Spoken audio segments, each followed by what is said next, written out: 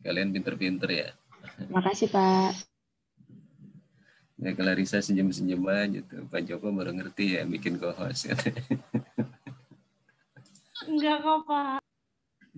Ya karena selama ini saya biasanya dilayanin ya teman-teman ya. Kalau lagi acara seminar, ya itu yang di YouTube gitu ya, ada yang layanin orang stafnya kita, staf jurusan gitu ya.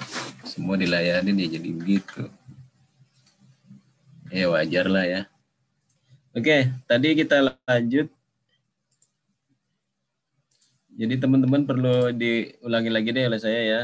Untuk pembuatan LPG itu terakhir dibuatnya ya. Setelah pembukuan, kemudian BA pemeriksaan kas dan BA rekon kas ya.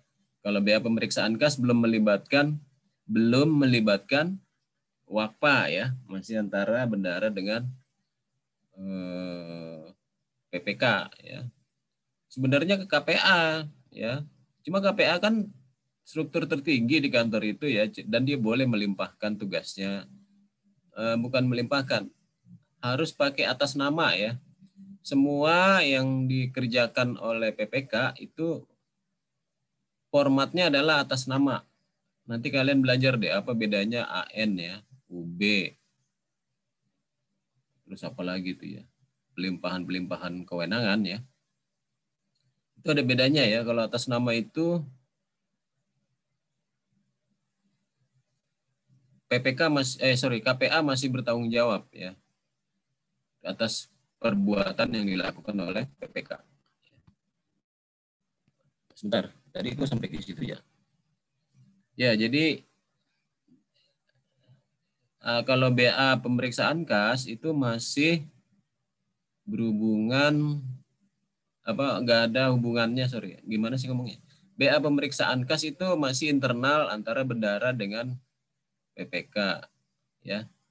Sementara kalau BA pemeriksaan dan rekon sudah melibatkan internal WAKPA. Karena di sebuah kantor itu pembukuan yang menyelenggarakan ada dua ya. Pertama bendara dan kedua WAKPA. Bedanya di mana pembukuannya? Yang satu pakai kas basis, yang satu masih sudah pakai akuntansi ya. Yang sudah pakai accrual. Jadi akuntansi lengkap ya. Lalu pembukuannya di mana? Bedanya juga. Nah, kalau di WAKPA itu apa yang sudah masuk kas negara ya. Yang dibukukan kalau penerimaan. Pengeluaran juga gitu. Kalau kwitansi, bendara pengeluaran belum dibuku oleh WAKPA. Kalau sudah SP2D, pertanggungjawaban baru dibuku oleh WAKPA. Nanti ada deh penjelasannya ya. Ada materi sendiri kalau. Nah, sekaitan dengan perbedaan antara kita yang kemarin antara BA Rekon Kas ya. BA Rekon Kas dengan LPJ, perbedaannya ternyata memang diciptakan ya. Artinya di aturannya memang dicontohkan seperti itu ya, karena ini kita punya produk dari SAS ya. Kalau di SAS ini penerimaan yang belum disetorkan masuk bagian yang dijumlahkan ya. Sementara kalau di LPJ penerimaan yang belum disetorkan itu tidak ada ya.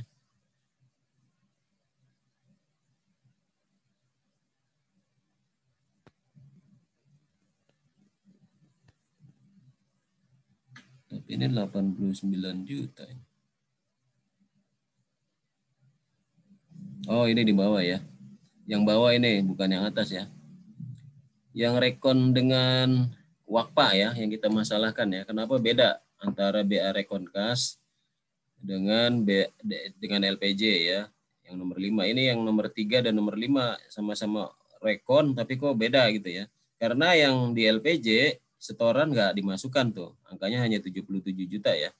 Kalau di BA Rekon Kas nih 77 juta ditambah 12 juta ya. Baru diselisihkan. Angkanya kan sudah beda nih ya. Yang diselisihkan nih di BA Rekon Kas ini lebih tinggi ya. Karena masuk jumlah penerimaan 89 juta dikurangi 562. Sementara yang di 5 di LPJ 77 562 ya. Punya kalian berapa tuh kemarin? 27 ya? 27 dan 332. Gitu ya teman-teman ya. Ada yang mau ditanya? Saya mau tanya, Pak. Silakan, Van. Jadi yang benar itu semua sampai yang belum disetorkan atau hanya yang sudah disetor aja, Pak? Yang benar itu harusnya. Kalau dicatatnya itu. Saya kirim aja, Van ya. Saya kirim file aja ya. Kayaknya kalian perlu pegang juga nih filenya nih. Jadi kalian ikut ini aja, Van, contohnya. Bisa nggak, Van? Kamu aplikasikan ke tugas kamu nih, yang kemarin. Contoh yang tadi. Yang di LPG sama Rekon itu kan, Pak? Kalian 405 ya kelasnya ya? Iya, Pak. Contoh LPJ, contoh BA, Rekon, dan LPJ keluaran aplikasi SAS ya. Coba kalian terapkan. Nggak apa-apa ya. Nggak apa-apa, tugasnya itu kan buat latihan ya. Kalian, Pak Joko, kapan sih dikumpulkannya tugasnya? Nggak masalah ya. Kapan aja boleh. Tergantung saya udah merasa cukup belum kalian ngerjakannya kan gitu ya. 405. Pertanyaan Irfan, yang mana yang benar? Yang ikut aplikasi aja, Van. Ya. Yang ikut aplikasi yang mana? Kalau di BA Rekon memasukkan unsur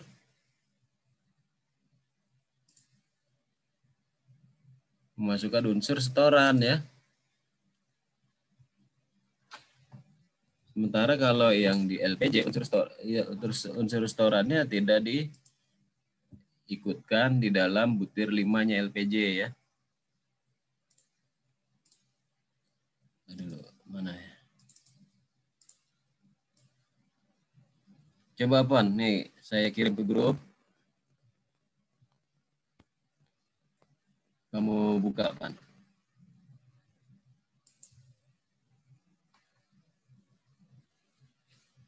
Atau teman-teman semua buka tugasnya yang sudah pernah dibuat, diaplikasikan. Jadi kalau di BA Rekon harusnya yang butir 3-nya, selisihnya ya, itu 27 juta ditambah 6 juta. Berapa sih angkanya ya? Berapa sih kalian ya?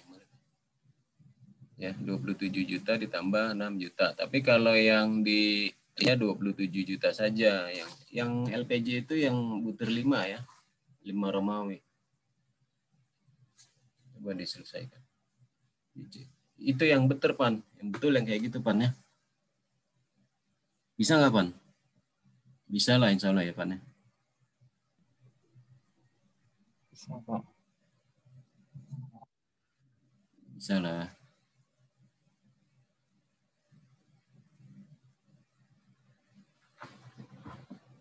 Atau kita ini aja kan kemarin udah saya kasih jawabannya ya.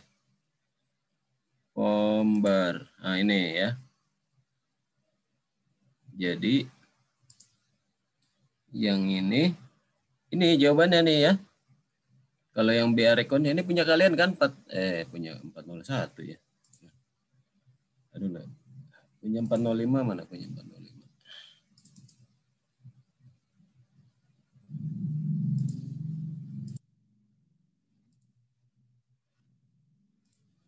Nah, ini punya kalian.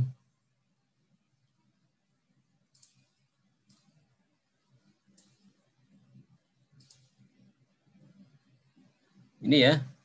27 juta ditambah 6 juta. Berapa? 33 juta. Yang ini 332 juta. Selisihnya berapa nih? Plus ini dikurangi ini ya. Itu dia. Ya. 3A dikurangi 3B ya. 3A yang mana 3A? 3A3 ya. 3A3 ini 33 juta. Angkanya memang negatif ya. Dikurangi 3B. Ini harusnya ya. Yang benar, Van. Tolong dikoreksi aja. Ya. Tolong dikoreksi. LPJ-nya yang mana yang benar? Ini yang BA Rekon Kas ya. BA pemeriksaan kas dan rekon ya. Angkanya yang benar 299 juta. Yang LPJ gimana? Yang LPJ udah benar ini ya. Karena di 5 ini dia hanya bilang hasil rekon internal dengan WAKPA hanya penyetoran.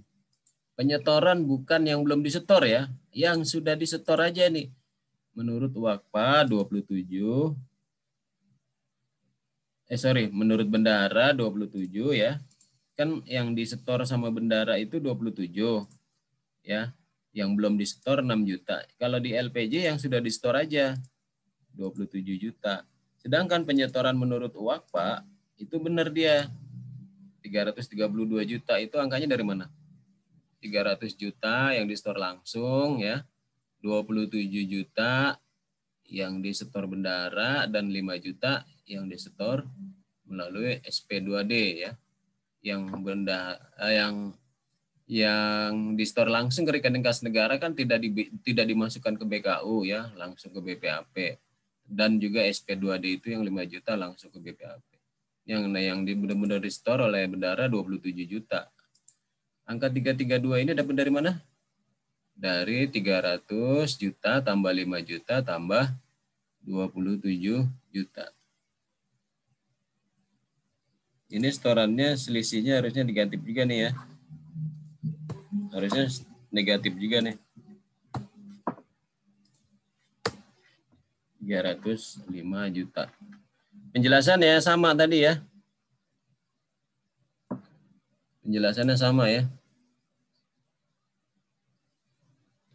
Ini memang kalau aturannya ada yang nggak masuk logika, memang jadi berdebat kitanya gitu ya. Coba kalau dibikin sesuai logika aja. Sama-sama rekon kok hasilnya beda gitu ya. Gimana teman-teman? Sudah bisa dipahami? Berarti Pak, yang dari WAKPA itu yang sudah disetor doang ya berarti Pak? Yang mana nih? Yang di LPJ atau yang di bar? Di keduanya, kalau saya lihat di keduanya di Rekon sama LPC sama Pak, yang sudah disetor aja. Oh, yang dari WAKPA ya? Yang dari WAKPA benar, yang sudah disetor Mas. Iya benar-benar. Sorry. Saya nggak nangkep pertanyaan kamu tadi. Terima kasih. Kalau yang dari WAKPA yang udah di-store aja ya. Termasuk setoran bendara ya. Yang udah ada bukti pengeluarannya. Bukti store-nya ya.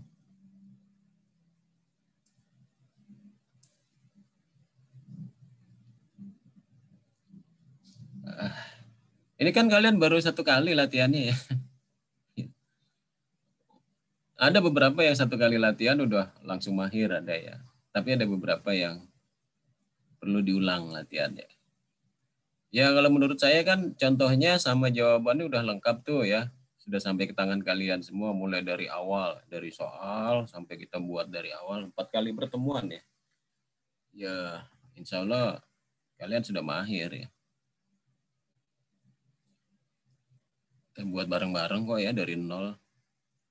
Bahkan teman-teman ngetik sendiri ya ini ya. Enggak ya, saya ketikin ya kemarin ya. Yang LPJ dan barnya. Mungkin ada yang ngetik sendiri dari ya. Bapak. Oh dari saya. Ya kita buat sendiri ya. Tik gitu ya. Bisa ketik sendiri gitu.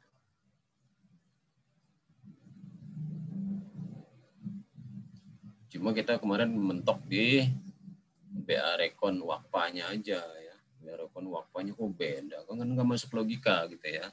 Tapi setelah kita cek-cek dengan keluaran SAS, ya memang begitu adanya ya. Ya sudah, kita terima aja. Oke teman-teman ya, saya kira contoh pembukuan kita hari ini sudah bisa kita anggap selesai ya. Bagi yang mau memperbaiki LPJ dan BA Rekon silakan ya. Pakai yang ini aja, yang pakai keluaran SAS ya. Tadi yang keluaran SAS itu yang saya kirim ke grup yang buat contoh Irfan ya, dan sebenarnya bukan buat Irfan aja dan semua teman-teman ya. Kita sekarang saya minta izin dulu mau ngambil apa yang udah di screenshot ya, udah on cam semua ya. Udah on cam semua. Ini harus saya upload di situ ya, di portal.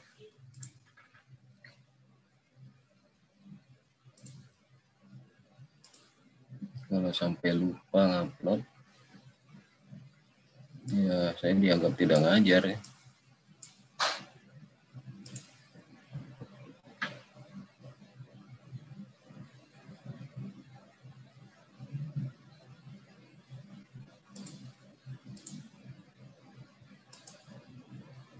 Oke.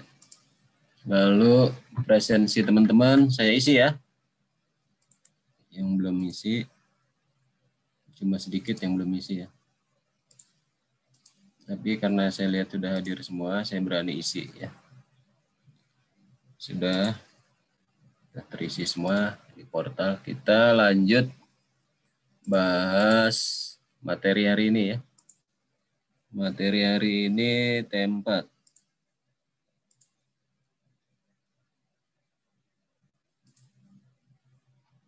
Materinya saya simplifikasi aja ya, nggak banyak-banyak.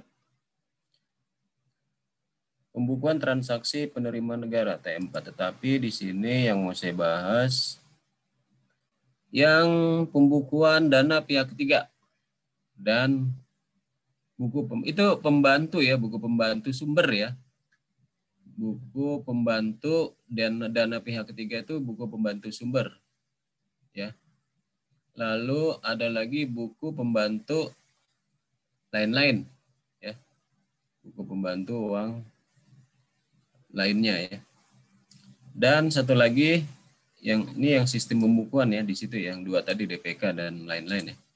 Satu lagi adalah yang koreksi kesalahan pembukuan ya.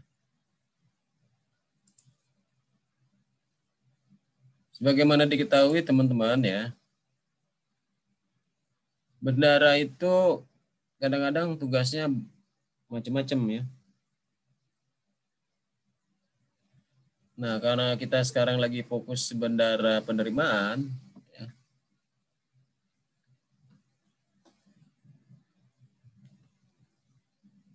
kita mau nyontohin pekerjaan di bendara penerimaan saja ya. Tetapi pada dasarnya ya, kalau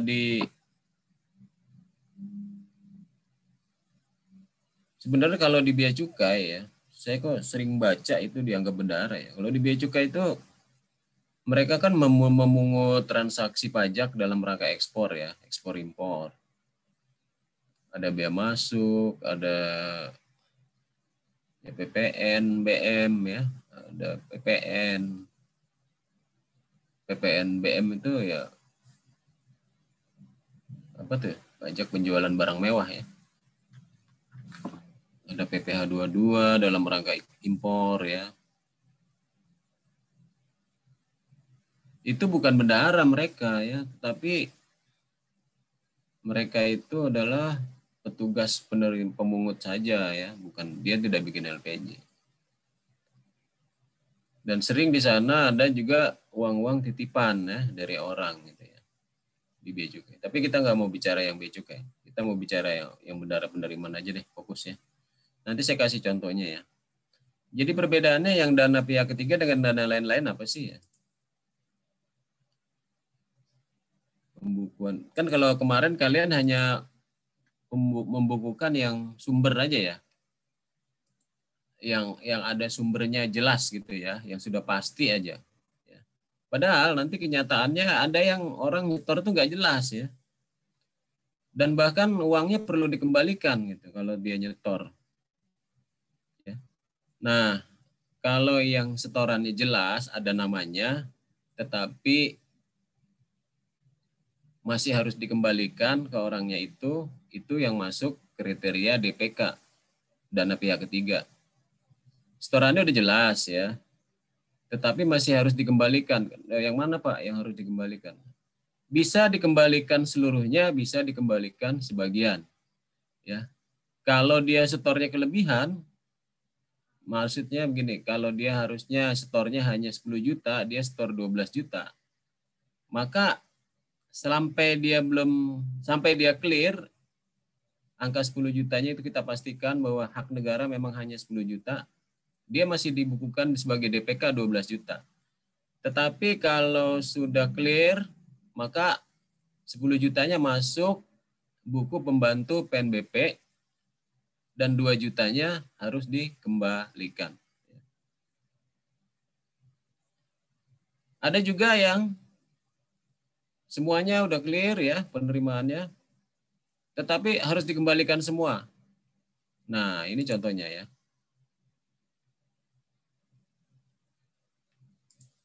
Yang mana sih Pak? Dana titipan itu ya, dana titipan bisa juga disebut dana pihak ketiga. Pengelolaan uang lainnya pada bendahara penerimaan terkait dengan pengelolaan PNBP yang bersumber dari dana pihak ketiga. Contoh, setoran pendapatan lelang yang bersumber dari uang jaminan. Nah, ini ya. Jaminan sebenarnya yang dimaksud ya. Setoran, jaminan, ikut lelang gitu ya. Kalau kalian ikut lelang kan harus ikut bayar jaminan tuh ya. Kalau kalian ikut lelang, kalian tuh harus bayar jaminan ya. Ini hitam ya. Bentar dulu. Ini gambar kalau bisa dikecilin.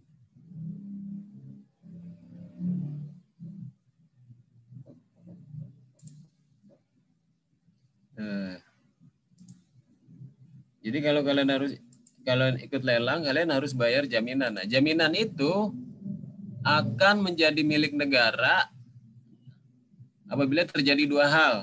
Ya. Hal yang pertama, dia menang lelang. Jaminan itu nanti harus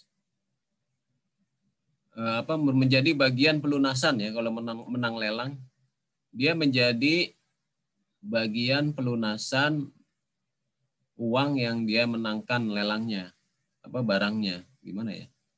Dia misalnya ikut lelang mobil, ya bayar jaminan lelangnya 15 juta. Dia lelang terus.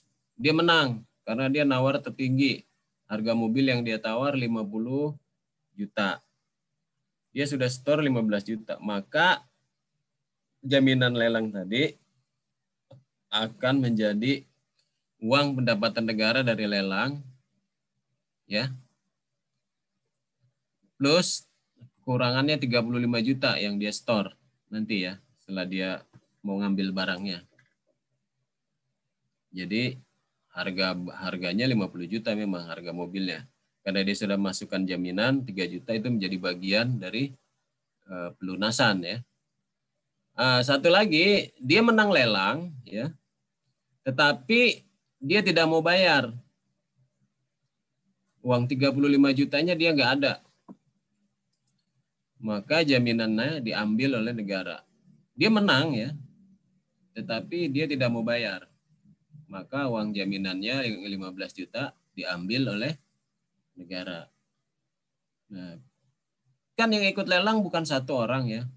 Bagi yang tidak menang, uang jaminannya ya, yang tidak menang, tidak nawar, tidak berani nawar, uangnya dikembalikan yang 15 juta. Nah, itulah DPK yang dikembalikan. Dalam hal ini semuanya sudah jelas, siapa penyetornya, tujuannya apa, akunnya apa gitu sudah jelas ya.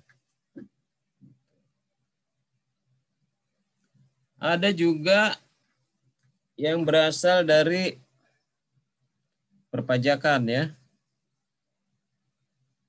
Nah, ini juga masuk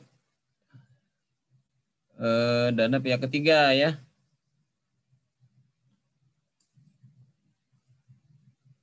Bagi yang menang tadi, yang ngambil mobilnya ya, yang bayar 35 juta, kekurangannya karena harga mobilnya tadi 50 juta, itu biasanya ada PPN ya.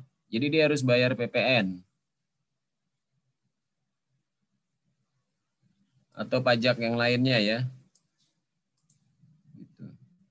PPh 22 yang bayar siapa nanti kalau lelang ya gitu ya. Termasuk PPh-nya kalau ada ya. Nah, itu nanti oleh si bendara diambil, dipungut, disetorkan sebagai pajak. Itu juga termasuk golongannya DPK ya. Bagaimana dengan yang lainnya? Jadi ada dua ya, DPK dan DP lainnya ya. Dana pihak ketiga, dana pihak lainnya. Atau dana lainnya, seringnya disebut gitu ya. Pengelolaan kas lainnya, pengelolaan kas lain oleh pada bendara penerimaan atas setoran yang belum diketahui sumber dan maksud tujuan penyetoran ya.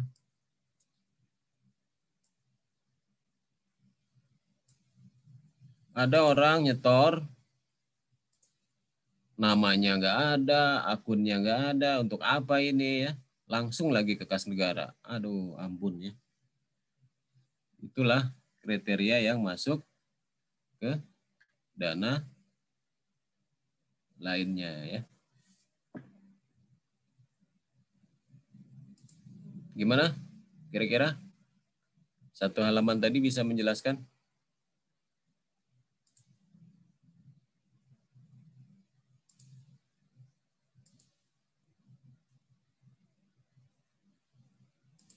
Halo?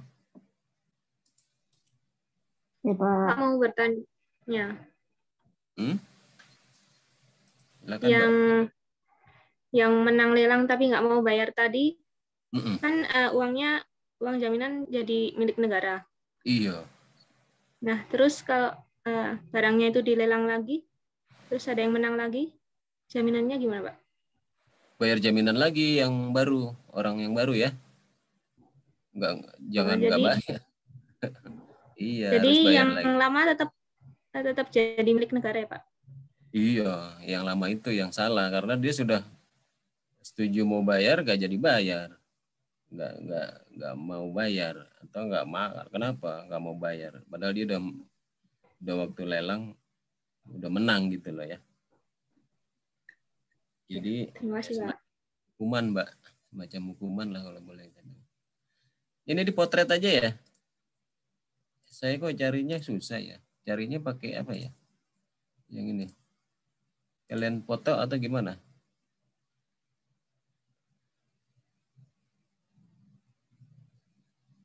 Ini penjelasan singkatnya sebenarnya ya.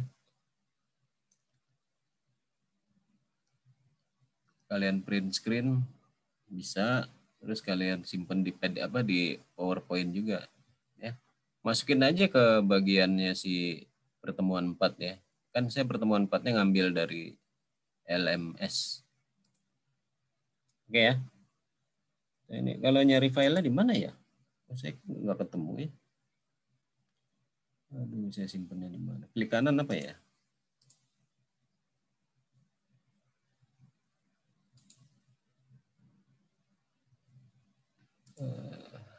Oh, di file save as aja ya. Save as BPK.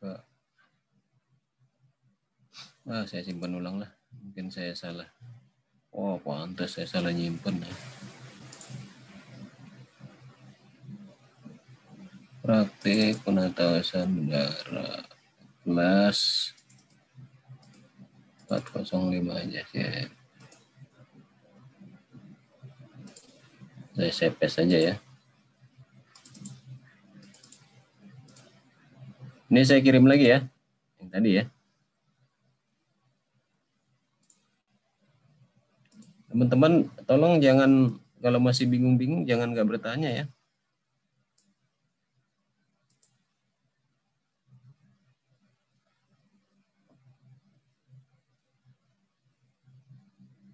Oke. Sekarang kita kembali ke materi 4. Ya.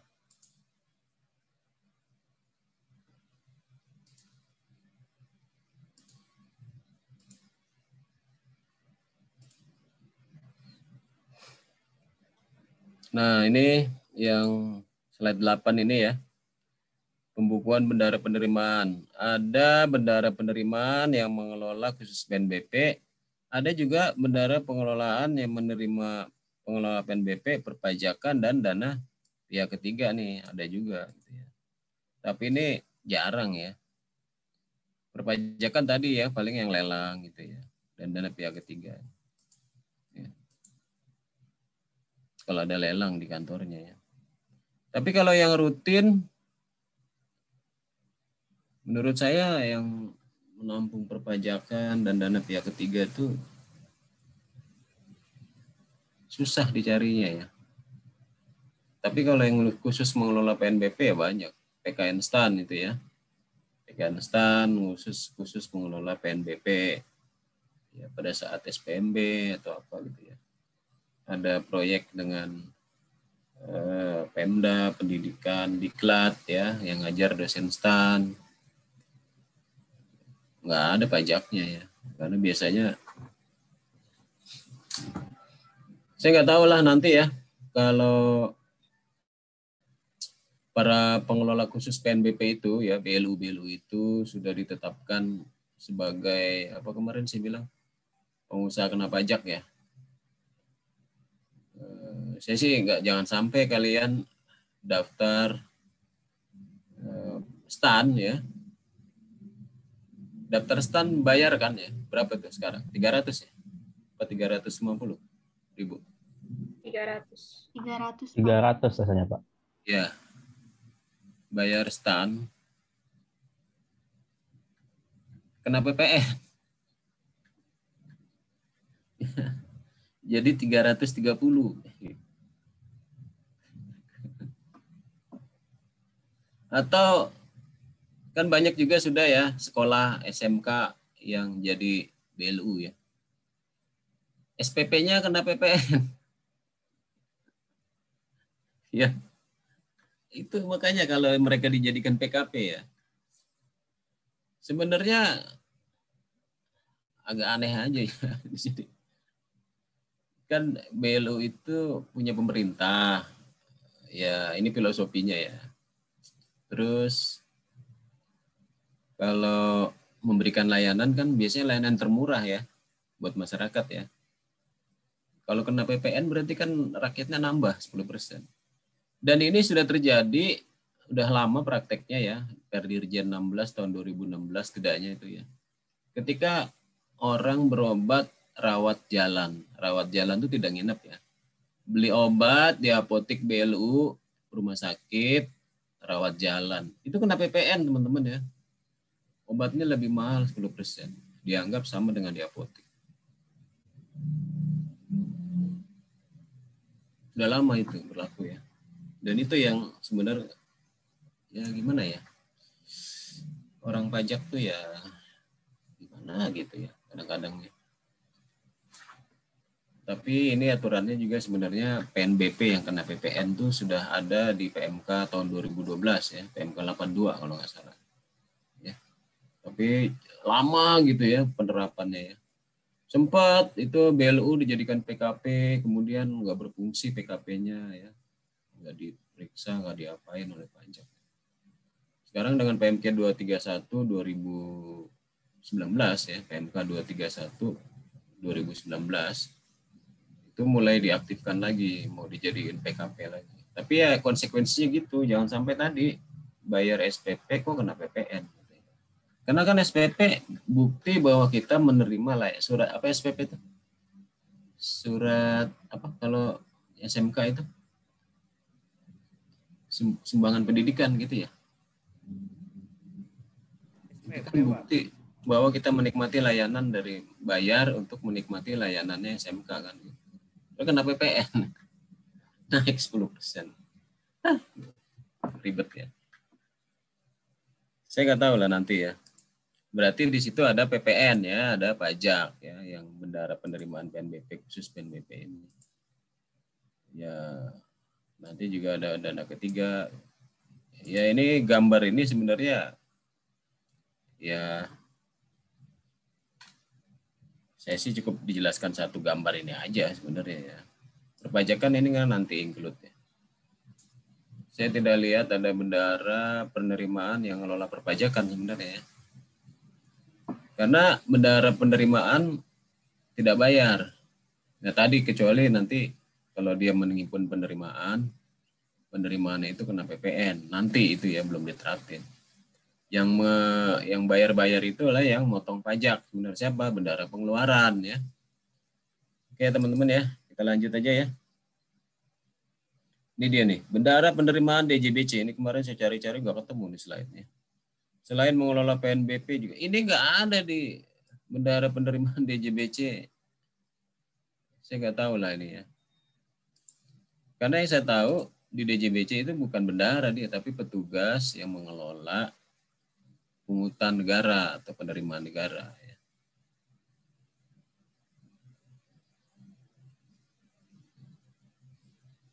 Ya, dia tidak bikin LPJ kalau bukan bendara ya. Tapi yang nggak bikin pembukuan orang bukan bendara ya. Kalau memang dia bendara ya dia harus buat pembukuan. Udahlah, kita lewati aja ya. Karena saya juga heran itu dapat dari mana informasinya. Pembukuan bendara penerimaan tidak hanya melawan PNBP, tambahan transaksi. Nah ini teman-teman. Lihat ini clue-nya ya. Ini clue nih. Setoran tunai ya. Setorannya tunai. Berarti terima fisik uang ya.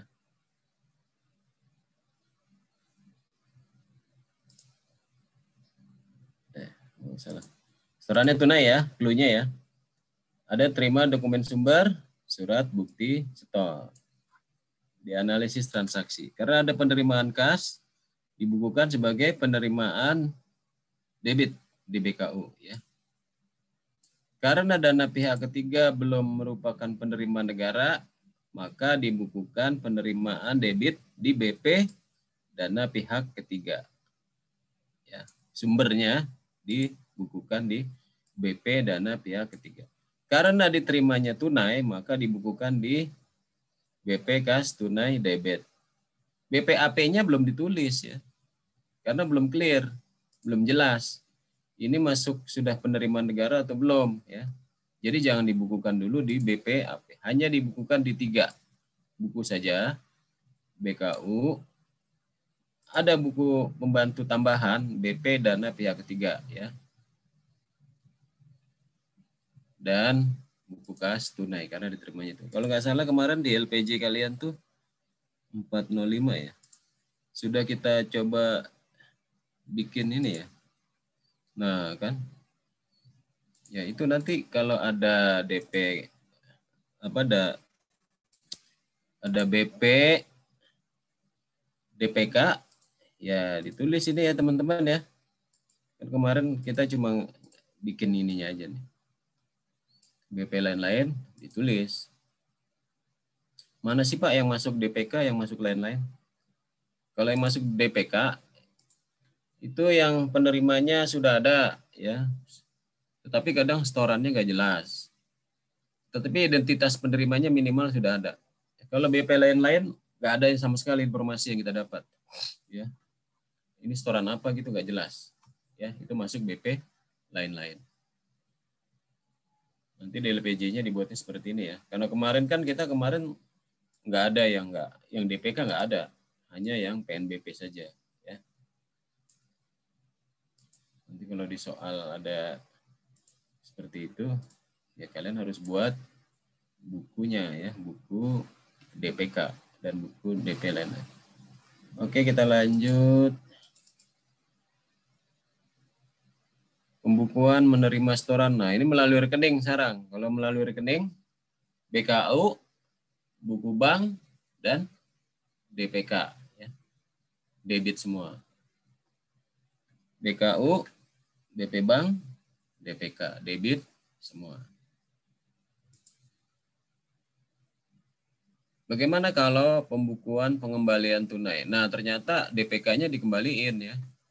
Ini nggak bisa diterima sebagai penerima negara.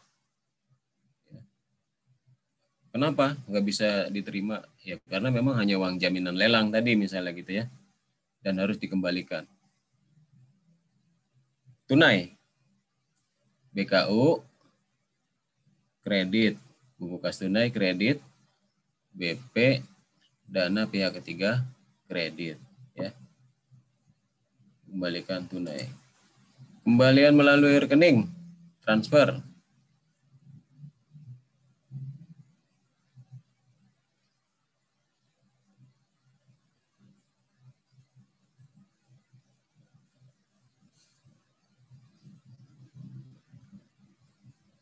Kenapa debit kredit ya? Pembukuan pengembalian dana pihak ketiga melalui rekening bendahara penerimaan. Ada dikembalikannya dengan cek ya. Oh, karena dikembalikannya dengan cek. Karena keberadaan dana pihak ketiga masih dari rekening bendahara, maka dibukukan penerimaan debit kredit. Ya. Karena dengan cek ya. Karena dana pihak ketiga sudah dikembalikan, maka dibukukan sebagai pengeluaran. Kan gini, kalau pakai cek, kita bisa lihat rekening kita, rekening bendahara. Ceknya udah cair belum ya?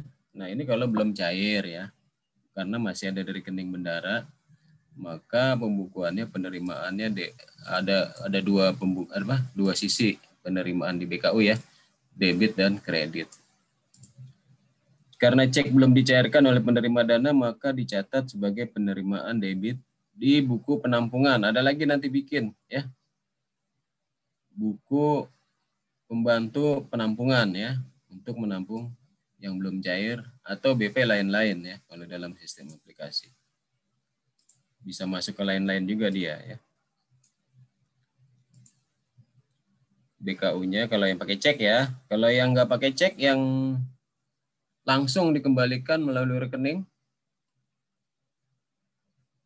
dia nggak begini, BKU-nya kredit ya. Rekeningnya, buku banknya kredit. Terus DPK-nya kredit. Ya. Kalau yang dikembalikan tanpa cek. Kalau pakai cek emang agak ribet ya. Nah ini ketika diketahui oleh kita bahwa ceknya sudah dicairkan, maka kas bendahara penerimaan berkurang. Ya. Maka dibukukan di BKU-nya kredit, cek sudah dicairkan, dicatat sebagai pengeluaran kredit, buku penampungannya kredit ya. Karena kas berkurang maka kredit. Nah ini, kalau menurut saya nggak usah pakai cek lah ya, kembaliannya ribet gitu ya. Tapi ya nanti soalnya kalau dibikin pakai cek ya kalian udah siap. Pakai transisi berarti 2 kali pembukuan ya. Kalau yang cek belum cair dan cek sudah cair. Kemudian pembukuan dana pihak ketiga menjadi PNBP. Nah ini ya. Setelah kita teliti ada dokumen sumber yang masuk. Tadinya dana pihak ketiga. Uangnya kan sudah kita catat tuh sebelumnya ya. Sudah kita catat BKU-nya debit. Terimanya apa? Tunai misalnya. Di sini terimanya apa nih?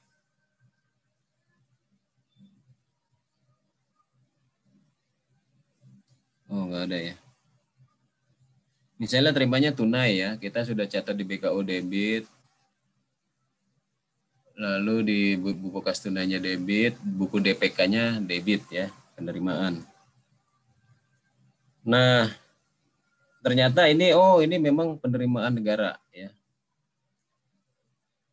Ya tadi kejadiannya macam-macam. Ternyata ini memang jaminan lelang yang tidak dilunasi oleh pemenang lelangnya kita ambil sebagai penerimaan kas negara gitu ya. Maka yang berubah, dia tidak ada mutasi kas ya. tidak ada uang masuk lagi kan, tapi kita hanya memindahkan pembukuan dari BPDPK ke BP PNBP ya. Yang semacam itu BKU-nya debit kredit ya. BKU-nya debit kredit sama dengan pemindahan uang tunai ke rekening atau sebaliknya dari rekening diambil tunai ya. BKU-nya debit kredit. Karena tidak ada penambahan kas ya.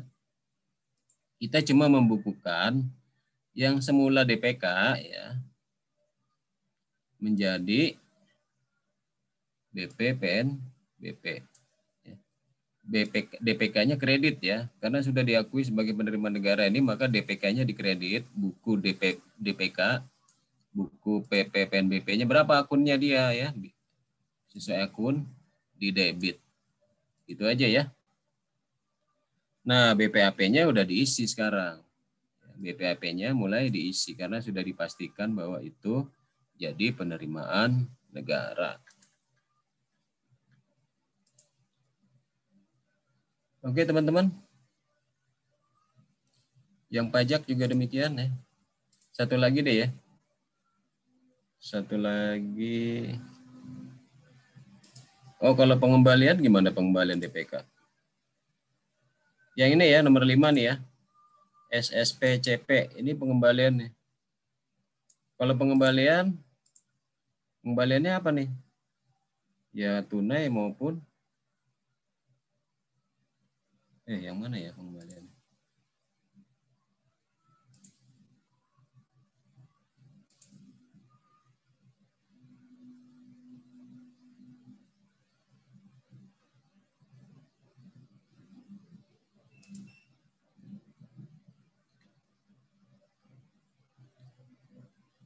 Kalau pengembalian ya biasa teman-teman ya. Ada kok sini contohnya ya.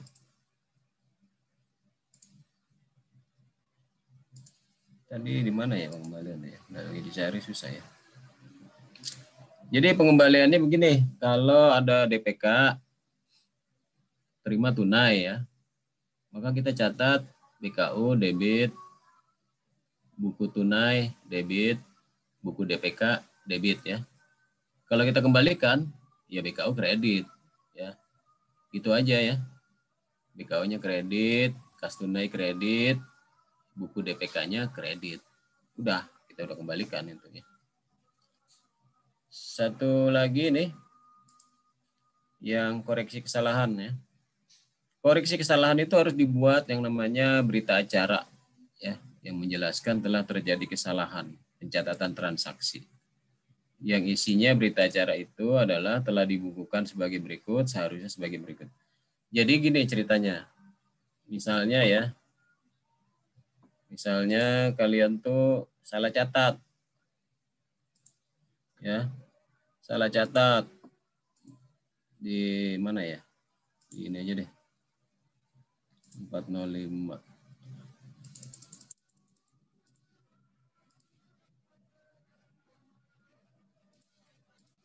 Misalnya kalian salah catat yang di soal kemarin ya. Di BKU-nya ini kalian catat 100 juta nih, ya. 100 juta. Tapi kalian store-nya 10 juta tetap ya, karena uangnya ada yang 10. Kan ini salah catat, gak sadar ya. BKU-nya juga mungkin gak ditulis di BKU gitu ya. Store 10 juta dia pada tanggal besoknya. Karena uangnya di tangan dia ternyata memang 10 juta. Ini misalnya baru ketahuan tanggal 13 ya. Baru ketahuan tanggal 13. Gimana catatnya? Catatnya adalah dengan cara kontra pos. Ya. Kalian reverse dulu ini. Reverse, catat kebalikannya dulu. Ya. Yang 100 juta ini dikredit. Di sini di bawah tapi tanggal 13. Ya. Nampak nggak gambarnya? Excelnya? Nampak, Pak. Ya, Pak. Koreksi pembukuan. Ini harus dibuat berita acaranya ya.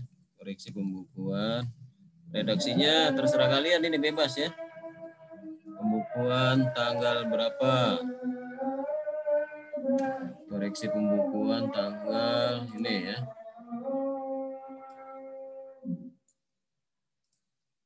Bisa kalian isi gini.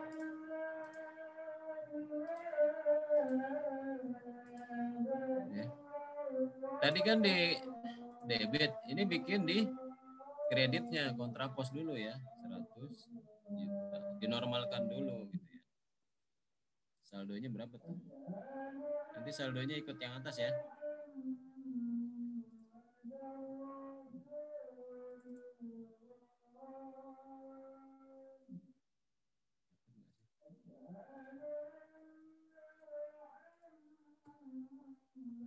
Oh, minus, nggak boleh minus.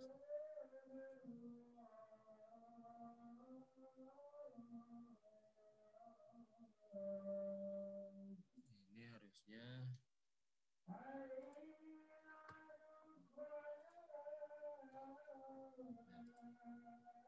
minus apa ya?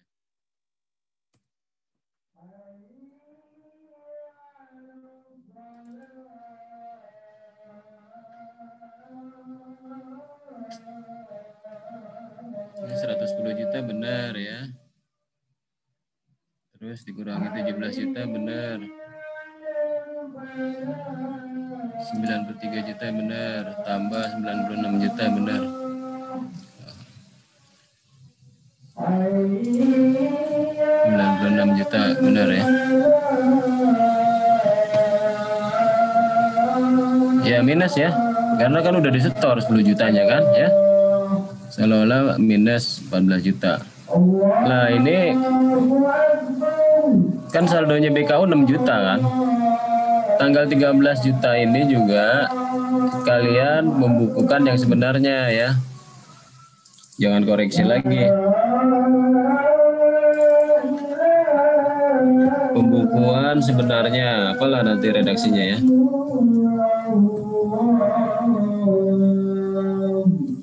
Transaksi pembukuan tanggal yang diterima tunai ini 10 juta ya. Harusnya kan dibukukan 10 juta ya. Tapi kalian terlanjur membukukan 100 juta dan ketahuannya baru di tanggal 13 tuh, ya. Makanya harus buat yang namanya berita acara gitu ya. 100 juta kan ketahuan tuh kok saldonya minus sih gitu ya. Nah, 6 juta. Ini nggak bisa dijumlah ya. Gitu ya cara membukukan koreksi ya. Halo teman-teman. Iya, Pak. Ya, Pak. Ya, Pak. Oke. Saya ada contoh yang lain sih koreksi sebenarnya.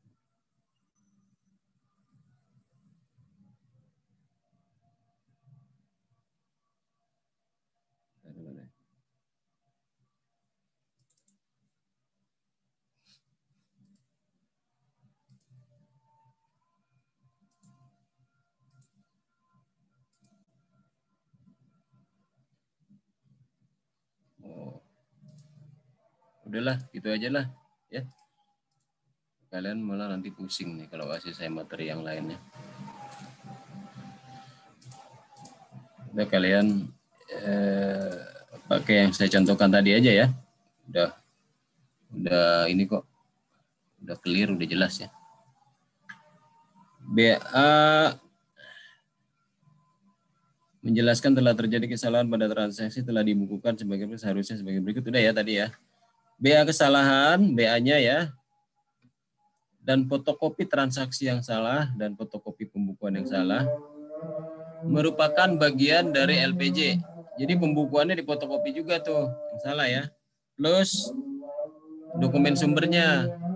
Dan itu nanti dikirim ke KPPN, ke menteri yang bersangkutan, dan ke BPK. Ya.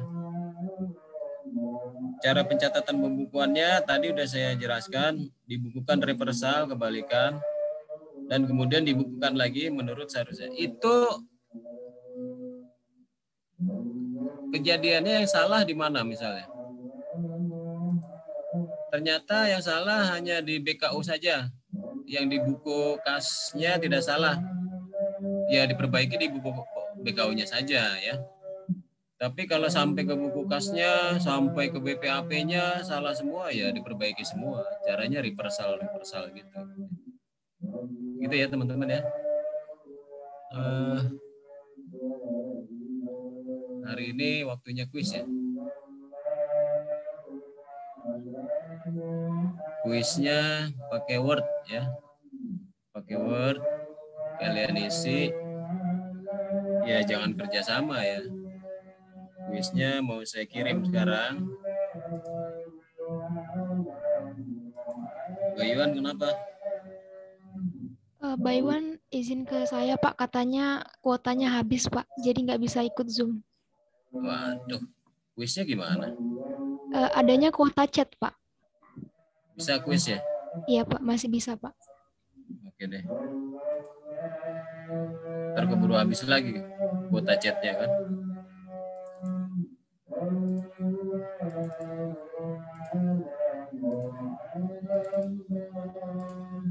Oke.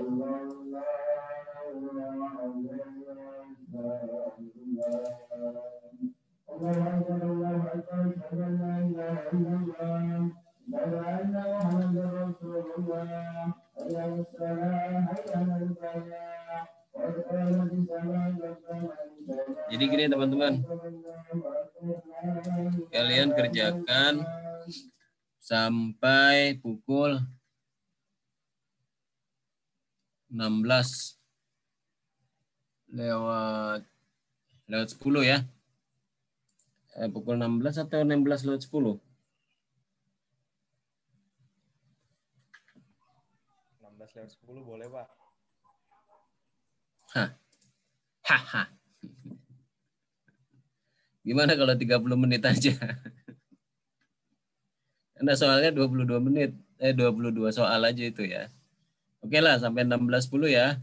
Lalu Mbak Nadia ya, Mbak siapa yang kompilasi jadi zip? Ke saya Pak, Esther Pak. Mbak Esther ya? Iya, Sorry Pak. Mbak Esther. Nanti Mbak Esther kasih waktu sekalian lagi ya Mbak Esther ya. 10 menit cukup Mbak Esther. Jadi 16.20 dikumpul. Cukup Pak. Di rekening bank. Pemeriksaan kas bendara melakukan pencocokan antara saldo buku dengan saldo uang tunai di bank. Pemeriksaan kas bendara melakukan pencocokan antara saldo buku dengan saldo uang yang telah disetorkan. Pemeriksaan kas bendara melakukan pencocokan antara saldo buku pembantu kas dengan saldo uang berangkas dan saldo rekening bank. Saldo kas buku pembantu ya. Saldo pembantu buku, saldo buku pembantu kas dengan. Jawabannya delta ya. Jawabannya delta. Saldo menurut pembukuan dicocokkan dengan uang fisik di berangkas dan yang ada di rekening bank ya. Di antara pernyataan di bawah ini, manakah yang paling benar? Jumlah uang fisik, kertas, dan logam pada berita acara pemeriksaan kas bendara diisi berdasarkan saldo pembukuan yang dilakukan oleh bendara dengan melakukan pencocokan antara saldo semua buku dengan saldo uang di rekening bank. Jumlah uang fisik, nomor B ya, dan berita acara pemeriksaan kas bendara penerimaan diisi berdasarkan hasil pemeriksaan kas fisik yang dilakukan oleh kuasa pengguna anggaran atas nama pejabat pembuat komitmen atas nama kuasa pengguna anggaran dengan mencocokkan antara saldo semua buku dengan saldo uang di berangkas. Yang ditanya ini kan jumlah uang fisik ya. jumlah uang fisik pada berita acara pemeriksaan kas, ya. Yang diperiksa berarti kalau fisik itu uang yang ada di brankas, ya.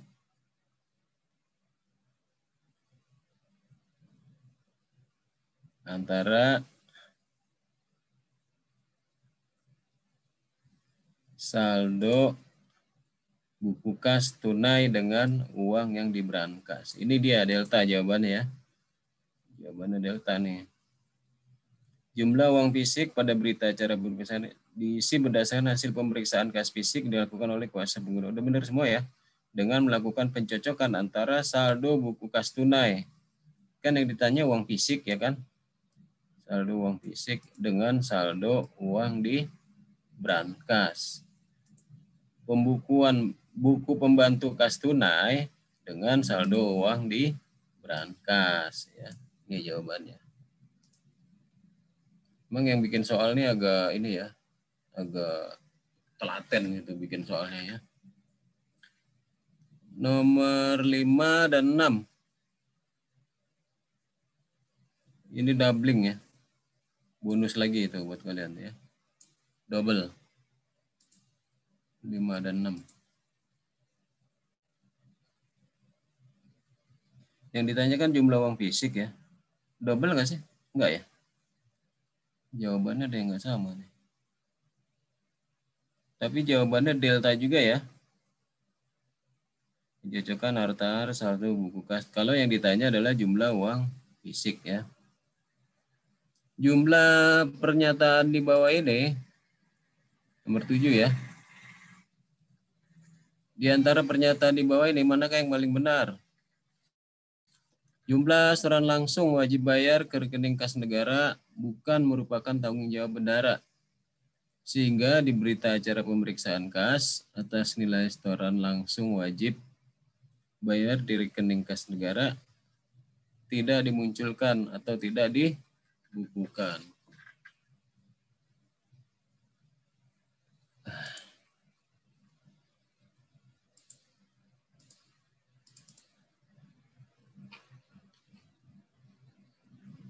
Ya, nomor 7 tadi jawabannya adalah A, ya. Teman-teman, saya kasih aja ya jawabannya, ya, buat kalian, ya. Baik, Pak. Ya, Pak. Soal kuisnya udah, ya. Saya ya nggak mau ngeluh, bener ya teman-teman, ya. Apa?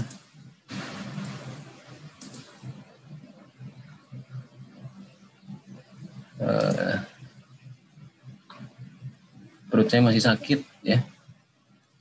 Tapi saya nggak mau ngeluh tadinya, nggak mau ngomong ya sama kalian.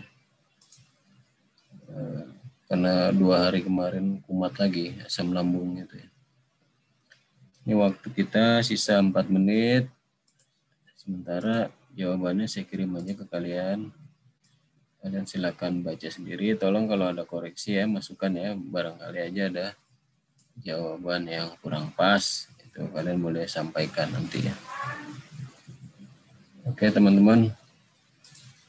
Terima kasih. Kalian sudah hadir bersama, ya. Menemani saya hari ini. Dan mudah-mudahan kalian selalu sehat. Assalamualaikum warahmatullahi wabarakatuh. Salam sejahtera. Waalaikumsalam. Om Swastiastu, ya. Saya izin pamit, live, ya. Salam sehat selalu, ya, teman-teman. Terima kasih, Pak. Terima kasih, Pak. Selalu, Pak. Terus, Pak. Makasih, Pak. Terima kasih, Pak.